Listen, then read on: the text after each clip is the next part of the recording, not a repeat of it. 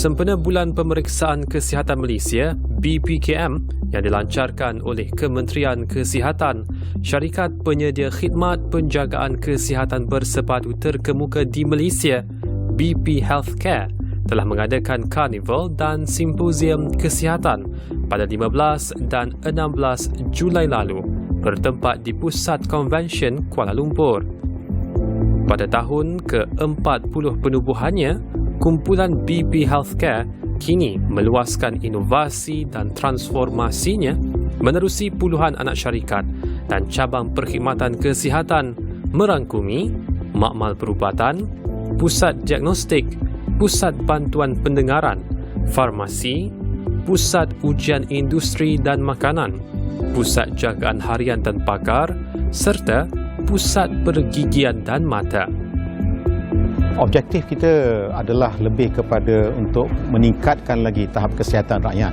Dan kalau kita lihat daripada tema juga adalah empowering health.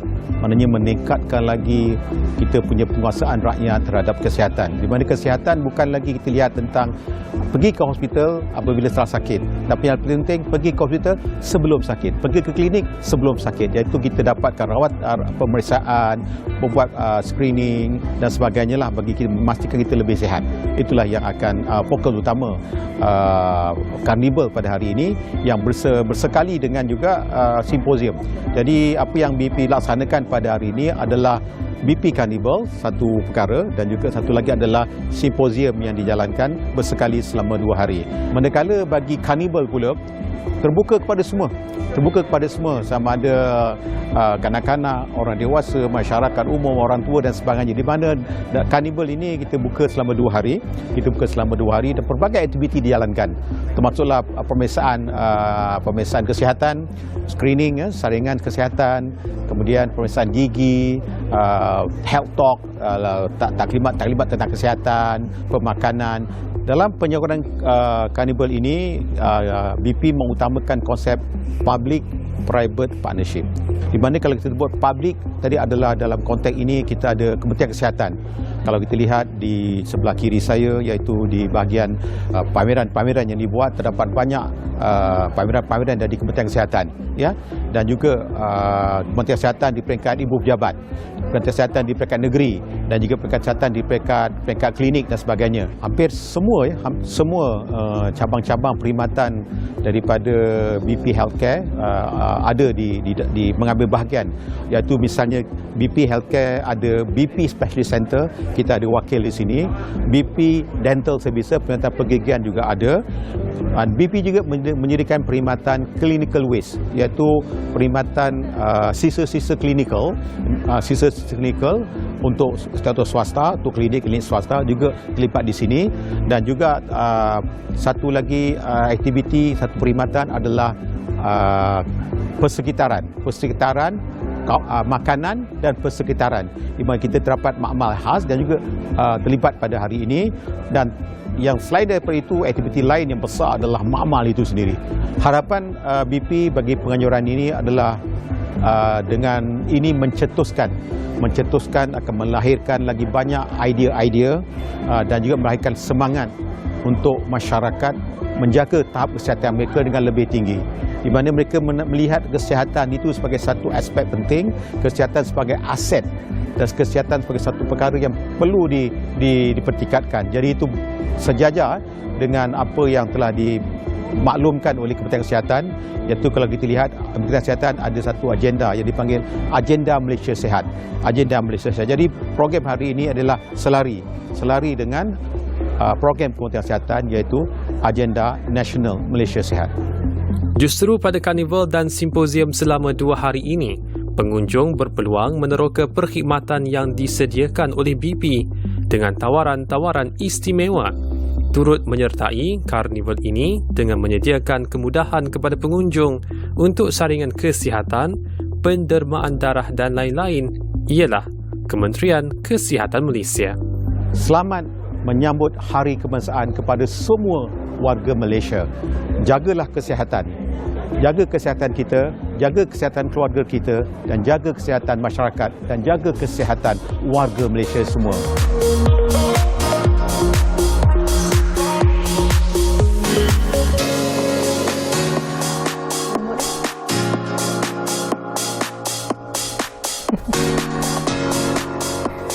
Assalamualaikum dan salam sejahtera. Anda bersama saya Ain Syuhada Ahmad Buhari dalam Darah Muda. Dan sebentar tadi adalah klip video berkenaan dengan Karnival dan Simposium Kesihatan BP Healthcare, di mana menerusi video tersebut, kesihatan adalah aset yang paling berharga. Dan apa yang dinasihatkan oleh penasihat BP Healthcare, kesihatan adalah kita pergi melakukan pemeriksaan untuk pastikan diri kita lebih sihat. Dan bersempena dengan Bulan Pemeriksaan Kesihatan Malaysia, BP Healthcare melaksanakan Karnival dan Simposium Kesihatan BP Healthcare. Dan hari ini anda menonton Darah Muda, musim baharu dengan kerjasama rakan strategik Yayasan Peneraju Pendidikan Bumi Putra. Dan sebelum kita bermula, penghargaan untuk tajaan set hari ini oleh Majlis Reka Bentuk Malaysia MRM, Agensi Kementerian Perdagangan Antarabangsa dan Industri MITI. Dan set ini adalah daripada Siri Artekomo yang telah mendapat penganugerahan Malaysia Good Design Award oleh MRM, dan ia direka oleh mereka muda yang berusia 33 tahun, iaitu Muhammad Sucak bin Hasbullah, dan dikeluarkan oleh syarikat tempatan Oasis Furniture Sendirian Berhad. Baik, hari ini Darah Muda bersama dengan Malaysia Future Leader School MFLS adalah satu program nasional yang bertujuan untuk menggilak bakat kepimpinan masa hadapan negara. Dan untuk itu hari ini tajuknya Melestari Kepimpinan Belia menerusi program MFLS Tier 3 tahun 2022, bersama dengan dua orang tetamu hari ini, Tuan Ahmad Syukri Adnan, Ketua Penolong Pengarah Kluster Kepimpinan I-Lead Kementerian Belia dan Sukan, dan wanita manis di hadapan saya ni, Harvina Kokler, peserta Malaysia Future Leader School Tier 3. Selamat datang ke Studio Darah Muda. Terima kasih. Okay, baik, hari ini bersemangat saya berjumpa dengan anda berdua kan, untuk kita dengar apa sebenarnya program MFLS Tier 3 tahun 2022 ni. Dan untuk itu saya mulakan dengan Encik Syuk dulu. Jadi kita tahu I-Lead ini merupakan satu agensi di bawah KBS, dan ia adalah satu platform khusus untuk membentuk future ready leaders. Jadi apakah sebenarnya perancangan I-Lead ke arah merealisasikan aspirasi ini? Baik, terima kasih. Assalamualaikum warahmatullahi wabarakatuh. Terima kasih pada Syuhada, terima kasih juga rakan yang bersama dengan kita hari ini, Abina, juga terima kasih juga pada nama khasnya untuk Darah Muda kita pada hari ini. Baik, kita bercakap tadi berkenaan dengan future ready leaders. Saya bercakap tadi, kami khasnya di Institut Pembangunan dan Kecemerlangan Kepimpinan ataupun ringkasnya I-Lead, Institute of Leadership Excellence and Development, di bawah salah satu agensi di bawah Kementerian Belia dan Sukan. Dan pelaksanaan program-program di bawah kami ini adalah melaksanakan program-program yang disebutkan tadilah sebagai penyediaan kepada program future ready leaders. Kepimpinan kami di bawah Tuan Haji Muhammad Haswandi Haji Ahmad, Ketua Pengarah I-Lead sendiri, dan di bawahnya ada beberapa kluster, kita panggil kluster. Antaranya kita ada kluster kepimpinan di bawah pimpinan program MFLS itu sendiri, Dr. Haji Hanafi. Kemudian kita ada kluster kerjaya, kita ada kluster kenegaraan, kluster modal insan, dan setiap kluster ini dan dibantu juga dengan bahagian pengurusan ini menjalankan program-program yang disebutkan tadilah, menjadikan ke arah penyediaan program ke arah pemimpin muda masa hadapan. Kita ada Malaysian Young Leaders Program MyLeap, kita ada program kepimpinan altruistik, Go for Youth dan sebagainya. Dan satu yang akan kita kongsi nanti itu adalah berkenaan dengan inilah yang disebut tadi, Malaysia Future Leader School. Nanti kita kongsikan yang tu.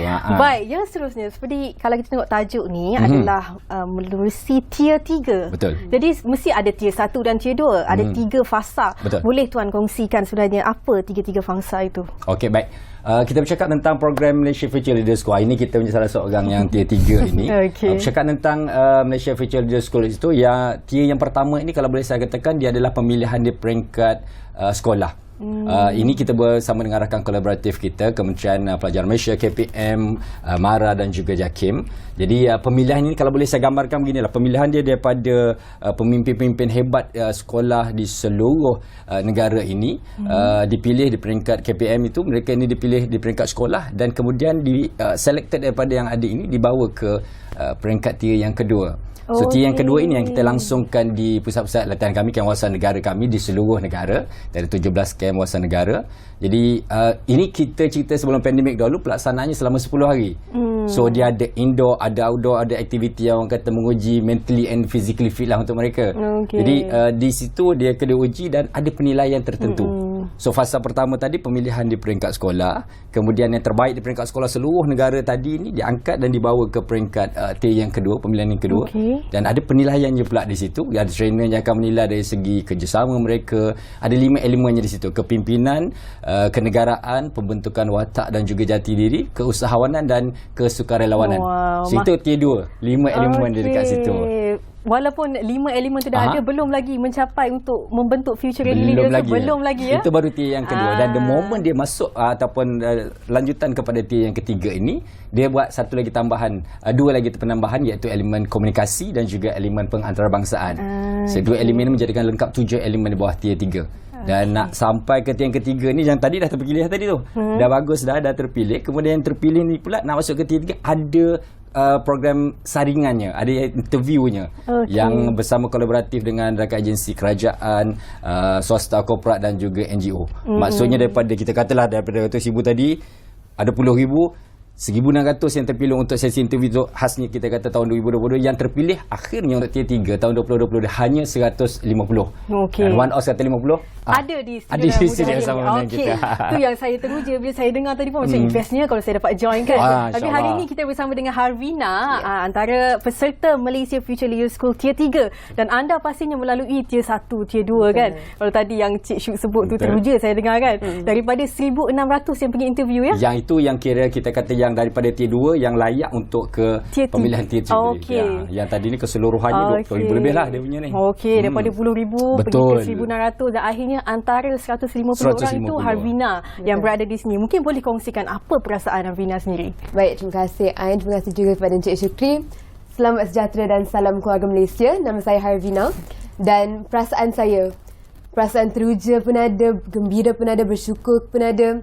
Sebab saya ingat lagi, ni saya cerita sikit So masa saya ikut MFLS tier 2, masa tu 2019, dan masa tu saya baru form 3, baru umur 15 tahun. Dan saya ingat lagi masa dekat sana, coach-coach cakap yang akan terpilih untuk tier 3 tu hanya untuk orang yang berumur 18 tahun dan ke atas.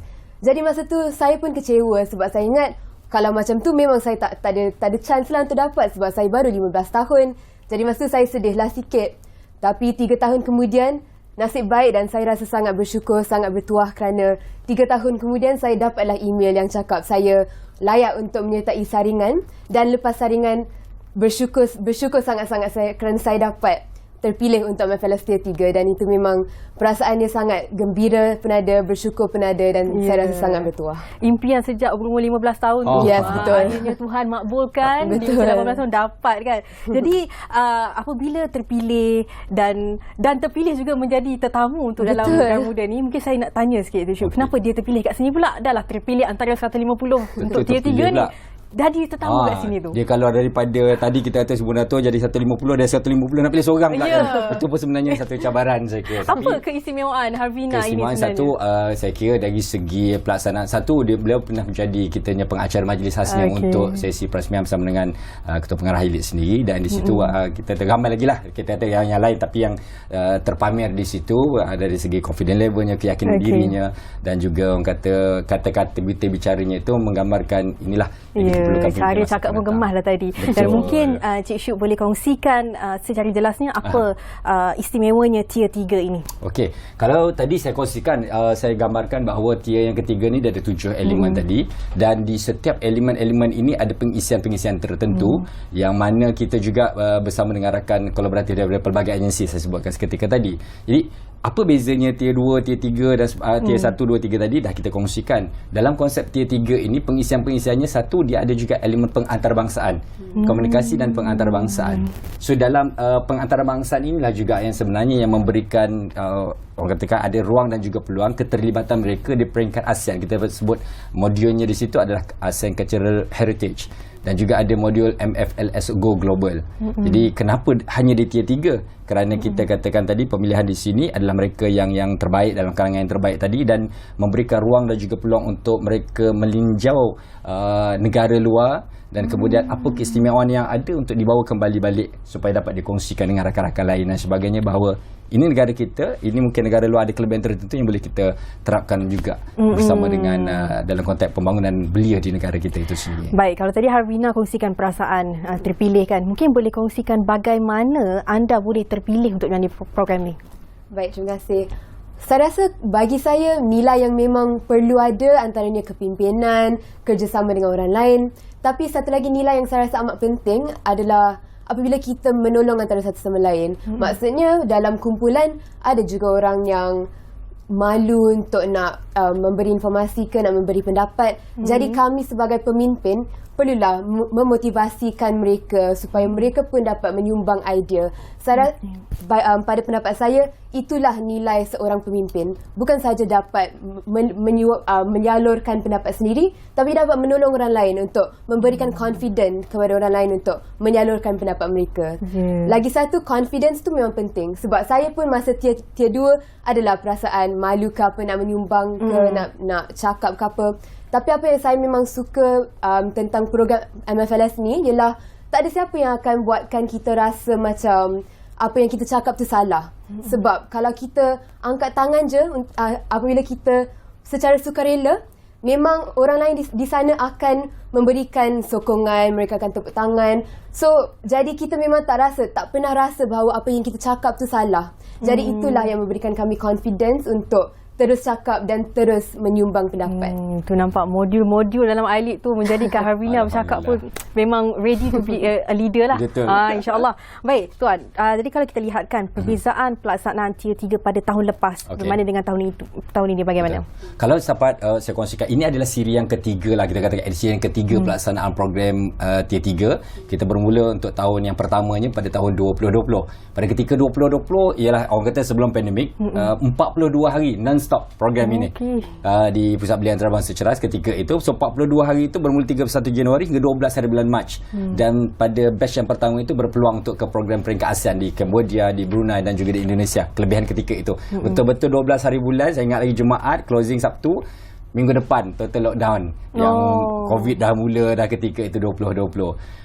Lanjutan daripada itu pada 2021 negara berada di fasa PKP pada ketika itu dalam pandemik COVID-19. So program tetap kita perlu teruskan. So apa yang berlaku adalah sesi temu duga terpaksa kita langsungkan dalam era baru lah orang kata, iaitu secara dalam maya, serum talian. Yang sebelum ni kita buat secara bersemuka, kita langsungkan secara dalam talian. Dan kemudian pelaksanaan program juga kita langsungkan secara dalam talian pada Oktober hingga November, 8 Oktober hingga 7 November, selama 15 hari secara dalam talian. Alhamdulillah menjelang hujung tahun pada bulan Disember itu 16 hingga 20 Disember dah ada sedikit perubahan, dah boleh terbuka untuk bersemuka. So kita langsung juga 10 hari program bersemuka. So istimewanya untuk 2020 fully bersemuka 42 hari. Untuk yang 2021 10 hari bersemuka, 15 hari dalam talian. Untuk kali ini yang 2022 ni alhamdulillah 15 hari 16 hingga 30 hari bulan Julai secara bersemuka. Alhamdulillah kita dah beralih ke era endemik ketika ini. Kalau hari ni dah hari ke-7 lah ya? Hari ni hari ni dah itu. Diam tak diam dah 7 hari dah kan? Dah 7 hari. Mungkin boleh kongsikan Harvina, dah 7 hari bersama dalam program MFLS Tier 3 ni. Boleh kongsikan hari ni hari ke-7? Saya pun tak sangka dah hari ke-7. Rasa macam laju sangat.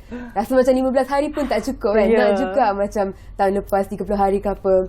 Tapi pengalaman saya dari hari pertama sampai sekarang memang, saya rasa memang program ni lah antara program yang memang saya takkan lupakan sampai bila-bila. Sebab datang pun hari pertama pun, kedatangan kami dah dialu-alukan oleh fasilitator sekalian semua.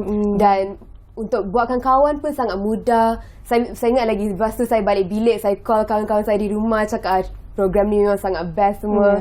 Lepas tu adalah macam hari seterusnya adalah jumpa dengan penceramah-penceramah. Dan apa beza program ni berbanding dengan kem-kem kepimpinan yang lain yang saya pernah menyertai, ialah saya rasa penceramah-penceramah yang datang dengan ikon-ikon yang datang memang isi dengan kandungan apa yang diorang telah berikan kepada kami sangat relevan dengan sangat padat lah kandungan-kandungan. Siapa ikon-ikon yang datang tu? Ada juga, adalah Profesor Siva Murugam, ada Datuk Sharon Wee, pemain squash Malaysia, ada juga Datuk Fadi Yaya,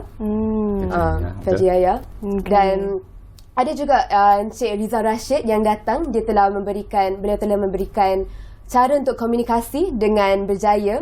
Dan saya rasa ceramah tu sangat memberi manfaat kepada saya kerana beliau telah memberikan memberitahu apa yang kita patut buat dan apa yang kita tak patut buat. Seperti kalau kami ingin bercakap di depan orang, hand gestures yang penting dengan body language yang perlu ada. Beliau pun telah berikan isi-isi untuk impromptu speech semua. Jadi memang sangat relevan dan memang sangat lepas ni saya rasa saya balik dengan pengetahuan yang saya memang takkan lupakan selama-lamanya. Seperti yang Harvina cakapkan tuan, sangat relevan. Betul. Dan pastinya untuk membentuk 150 batch seperti Harvina ni, kandungan-kandungan utama dalam program MFLS Tier 3 ni, apa yang tuan boleh kongsikan? Seperti terima kasih Hain Syahda. Dikongsikan oleh Harvina sebentar tadi, bercakap tentang kita ada sesi bicara tokoh. Antaranya kita katakan tadi yang disebutkan tadi lah, Profesor Dr. Siva Morgan Pandi yang bercakap tentang kenegaraan. Kita ada juga Sharon Wee yang bercakap tentang kata orang sukan. Kemudian kita ada juga yang tadi sebut tentang komunikasi. So nampak alhamdulillah terbina komunikasi itu ada satu modul khas dalam bentuk komunikasi. Yang istimewa juga mereka ada sesi khas Haiti bersama dengan Ibu Muhammad Menteri. Dan sangat teruja kerana YB Menteri sendiri Datuk Seri Faizal Azumur datang sendiri dan dapat berjumpa dengan mereka, berkongsi pandangan dan sebagainya. Kemudian hari ini juga istimewanya mereka bersama dalam satu siri pertemuan khas lah kalau boleh saya katakan bersama dengan Tan Sri Muhammad Tan Sri Speaker Dewan Rakyat sendiri hari ini di Parlimen. Kemudian baru sahaja selesai jam 6 petang tadi kita langsungkan perbahasan kata debat ala Parlimen. Bersungguh-sungguh bersemangat mereka tadi dilangsungkan di Pusat Belia Antarabangsa, dan akan datang ini banyak lagi program-program pengisian lain yang akan kita kongsikan, iaitu ada program bersama dengan insya-Allah bersama dengan yang Duli Yang Teramat Mulia Tuanku Raja Muda Perlis, nanti itu di bawah titah diraja di bawah program antarbangsaan, modul SN Cultural Heritage, dan juga akan ada elemen esok kita ada eksplorasi tiris. Kita akan buat satu program di luar pusat bandar untuk merasai denyut nadi pusat bandar itu sendiri. Ada elemen kesukarelawanan nanti insya-Allah, dan juga ada program karnival sukan nanti, karnival sukan besar. So kombinasi kesemua 7 elemen yang ada ni memang betul-betul orang kata nak memberikan, orang kata ada elemen sukannya, ada elemen, kita ada juga elemen sentuhan hati, and then yang Muslim khasnya setiap pagi, maghrib dan juga subuh kita ada elemen pengisian kerohanian dan sebagainya. Jadi orang kata inilah pemimpin yang kita perlukan, bukan sahaja ada di sininya tetapi di dalam ni juga spiritualnya juga. Betul. Okey Harvina, kombinasi dengan 7 elemen itu tadi dengan pelbagai modul yang membentuk seorang future ready leaders. Apa antara modul ataupun elemen yang paling Harvina paling suka lah? Soalan ni sukar sikit sebab saya memang suka semua modul. Tapi kalau saya kena pilih tu, antara yang saya dah buat program hari ni, saya rasa sebab hari ni kami ke Parlimen dan kami telah mendengar Speaker Dewan Rakyat.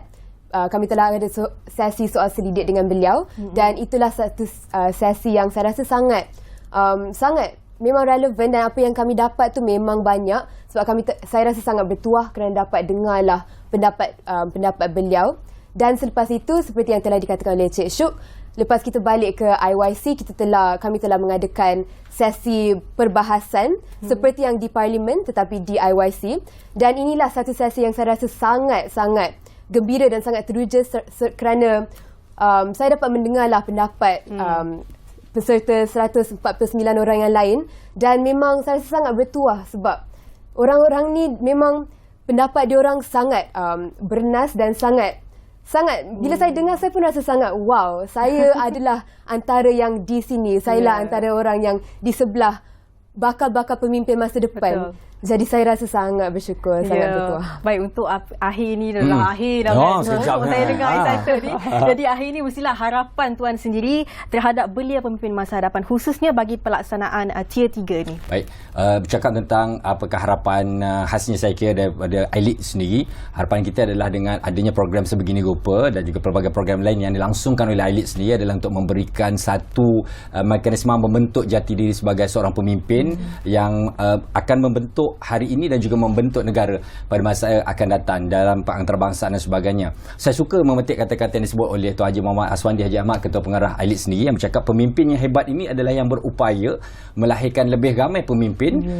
Perbuatan dan tutur bicara, tutur katanya, ungkapannya itu menjadi inspirasi kepada orang lain. Harapan kita moga dengan 7 elemen yang ada, dengan program yang kita langsungkan ini, insya-Allah memberikan inspirasi kepada anak muda untuk terus menjadi anak muda yang terbaik pemimpin negara Malaysia pada masa akan datang, insya-Allah. InsyaAllah kita sama-sama doakan Betul. agar aspirasi yang dibawakan ini mencapai hasrat untuk Betul. melahirkan pemimpin belia yang brilliant, yang sangat bernas, melengkapi 7 elemen InsyaAllah. yang diajarlah dalam program ini. Dan untuk itu terima kasih kepada Tuan Ahmad Syukri Adnan, Ketua Penolong Pengarah Kluster Kepimpinan I-Lead Kementerian Belia dan Sukan, dan Harvina Kaukler, peserta Malaysia Future Leaders School Tier 3. Bersama-sama kita hari ini berkongsi semangat anda dengan program MFLS Tier 3 ini bagi tahun 2022. Dan untuk itu kami doakan semoga program ini berjalan dengan jayanya sehingga 30 Julai 2022 nanti dan dapat dilaksanakan dengan cemerlang dan mencapai objektif yang ditetapkan, insya-Allah. Dan terima kasih sekali lagi.